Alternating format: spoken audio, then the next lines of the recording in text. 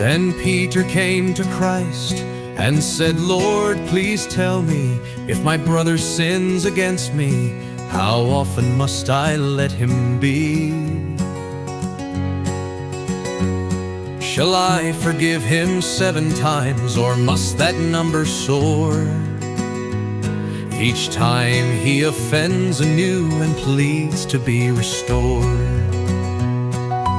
Jesus answered him and said, "Not 7 times alone, but 70 times 7 is the measure I make known. Therefore the realm of heaven is like a king who took account of all his servants' debts, reviewing each outstanding amount. And when the reckoning began, one servant soon was brought, who owed 10,000 talents, but could pay him not. Because he had no means to pay, the Lord gave this command: sell him his wife and children too, and all within his hand. The servant, falling at his feet, bowed with a pleading call, "Have patience, Lord, I beg of you, and I will pay thee all." Then, moved with compassion, the master heard his plight.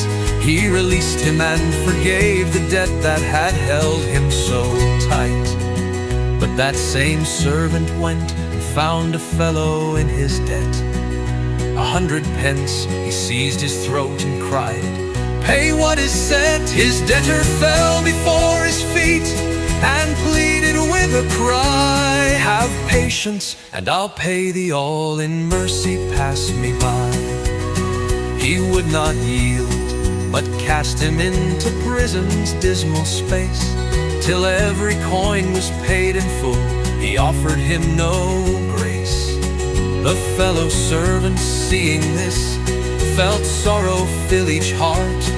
They went and told their master all, withholding not a part.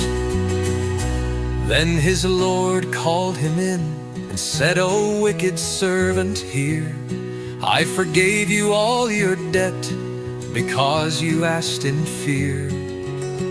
Should you not likewise show compassion, as I showed you that day?